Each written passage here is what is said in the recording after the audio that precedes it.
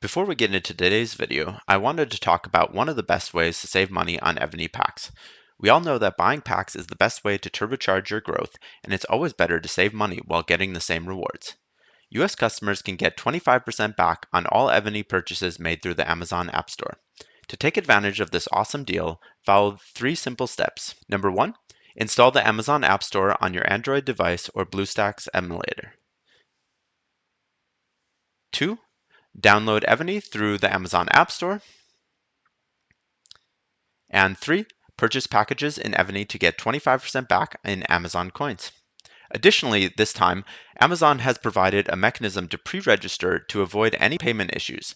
The link is in the description of the video. I've also put the link to this website in the description of the video. This website includes QR codes to download and buy Amazon coins and an in-depth set of instructions on how to get Amazon App Store set up. Make sure to take advantage of this amazing deal while it lasts. Hello everyone, welcome back to Optimize Evony.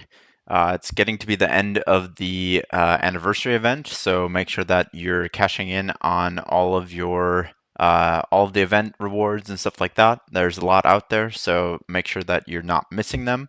But for today's video, I want to talk about something that I haven't seen a lot of people talking about, which is Battlefield scores, particularly for All-Stars qualifying season. And the reason I want to talk about this is because a couple of things are happening. Number one, the scores are going crazy. The scores are going so much higher than they were in the previous rounds, or in the previous, All-Stars qualifying. So basically, we'll take a look at the season ranking. I'm in C1, so this is going to primarily focus on C1. I have taken a look at some of the other continents as well, but the scores are just, quite frankly, insane. So if we scroll to the bottom here to 400, which is the last one that's going to make the Majors All-Star. Currently, it's Adam from server 350. And the points are around 127,500-ish, which comes out to 42,500 points around. For those of you that have been around for a while, which those in C1 certainly have, this used to be way, way, way smaller. Obviously, you expect some inflation from All-Stars to All-Stars because, people are building more troops and stuff like that. But in this case, I mean, it jumped I think like somewhere around like 10 to 12K between last All-Stars and this All-Stars. If I remember correctly, and correct me if I'm wrong in the comments, but I remember the kind of cutoff point for last All-Stars to be around like 30K-ish points in C1. But this is just quite frankly insane. The other thing that kind of does play into this is that you also have to win to get all of your points, right? So for those of you that aren't aware, if you don't win the battle that week, you lose 40% of your points. You get 60% of the points that you score that count towards your ranking. So for example, I'll show you a little bit. For those of you that aren't aware also, if you go to the Triumphal Arch and click on the battle logs, you can see your old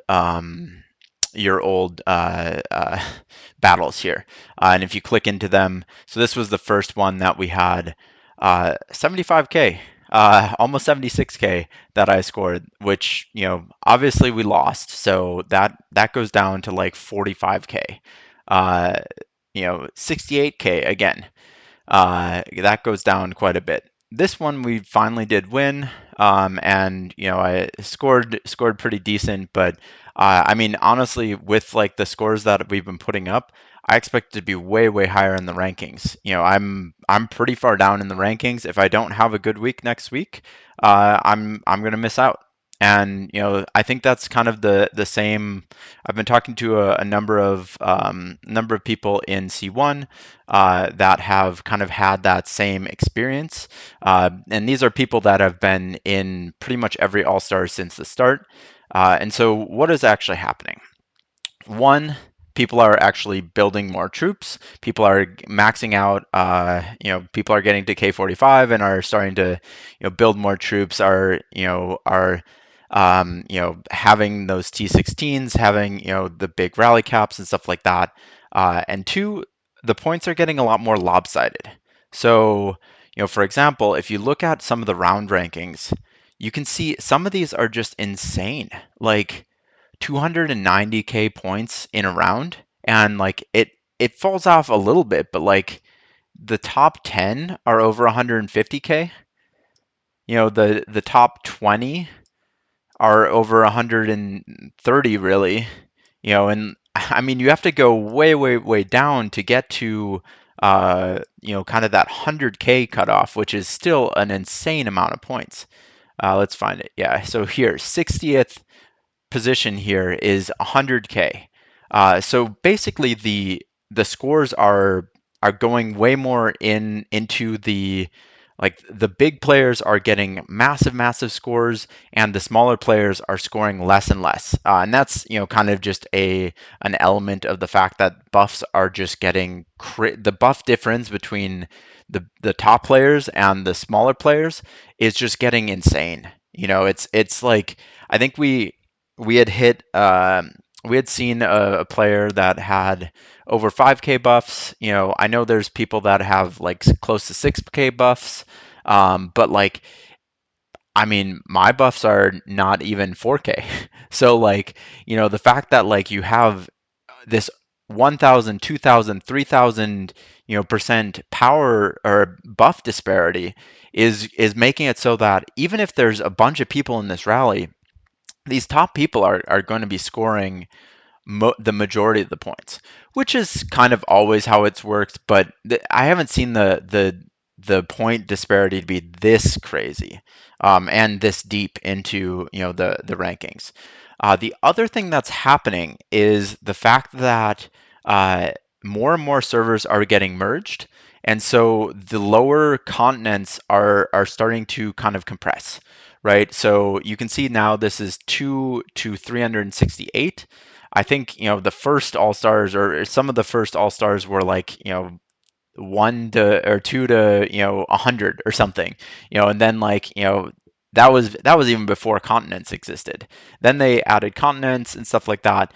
But what's happening is that they keep adding more and more servers to continent one, but servers aren't leaving continent one, right? And so a lot of these and I know a lot of people, have quit and stuff like that, but a lot of the top players haven't, right? Or at least a lot of the top accounts haven't. And so, even if one person has left an account, usually they'll sell it to someone else or they'll give it to someone else in their alliance, and that account is still relatively competitive. Assuming that the person that they sold it to or gave it to is not completely inept.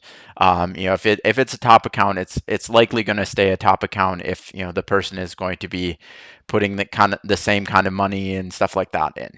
Um, and so what you're kind of having, particularly in C1, I think it's happening to a lesser degree in some of the other continents, is that you're adding more servers and you're just adding way more competition. And so I'm actually curious how Evony is going to solve this in the long run, right? Like, are they actually going to stop merging servers into C1? Or are they going to just keep merging servers into C1 where it's like 2 to 500, and like obviously some of these servers have been merged themselves. But like that doesn't reduce the talent pool, right? Like the same accounts are on those servers, unless they've gotten killed or whatnot. But that to me is a problem that Evony needs to solve, because otherwise in C1 it's just going to get too crazy, right? Like if you have 500 servers of quite frankly some of the top Battlefield alliances. A lot of the top Battlefield alliances are in C1, C2.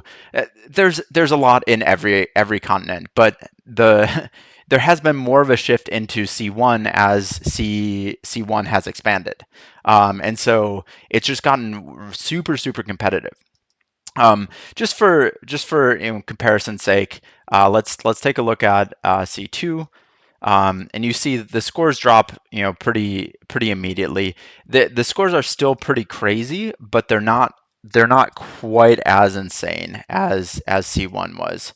Let's find, okay, 100K is at 33 geek. Clearly he's going to make all stars. I'm not worried about him, but I'm sure they're trying to share some points to some of their weaker members. Um, but here, let's take a look at, oh, sorry, I need to switch again to C2. And C2 actually is pretty, actually, instead of scrolling all the way down, I'm just going to look at 401 because this helps. This is 129. So this is actually higher than C1 right now. Their C2 is super competitive. I think C2 is a very, very good continent. And their scores are showing it. So what I'm saying is not just for C1, but the problem of new servers getting merged in and servers not leaving is a unique problem to C1, right? Because C2 used to have RSP, they used to have Aura, they used to have all of these massive keeps that now they're not competing with. Granted, they had new people moved in from the higher continents into C2. And just in general, C2 is maybe one of the more competitive continents overall, but they don't have quite the same problem that C1 has, where people aren't leaving. So yeah, I don't know. Just kind of a little bit of a rant today on that. I love to see things competitive. I love to see high scores and stuff like that, but it really is becoming, the point differential is just crazy now. And I hope to make all stars. I hope to get on a good team. I hope to do well. But if I don't, I don't think there's any shame in making elite all stars. The only problem is that it's kind of it's a requirement for some of the buildings. Like I think Triumphal Arch 3 is requires you to get into majors all stars, and like I just showed, that is becoming increasingly more difficult. And so there's going to be a lot of people that are stuck at level 2 here, and the problem with that is that limits you to not being able to uh, do this third talent on Nidhogg, and not do any of these other ones, even though you might be able to unlock Layden, or some of these other ones from the battlefield shop. You're not going to be able to get their third skill done, which is pretty important for some of them, right?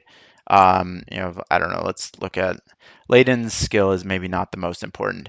Nidhogg's is actually one of the more important ones, because you get an additional 25% march size capacity, and you also get some nice attacking siege and ranged troop attack. I think this one gives you some debuffs and attacking mount troop and ground troop attack. Um, this one's all troop HP, which is super important on offense and defense. This doesn't really play too much into it, other than it does give you a little bit more troops back when you're attacking, that you can keep attacking with, and that's not included in the power differential. So all of these things are really important things to have, particularly if you are unlocking some of these All Stars dragons. But you still have to at least get into All Stars once to get to at least unlock Nidhogg's third skill. And so yeah, I don't know. I don't know what Evany's going to do with this. Probably nothing, at least until it becomes a crazy, crazy problem. And maybe then they'll just stop merging teams into C1. But we'll see.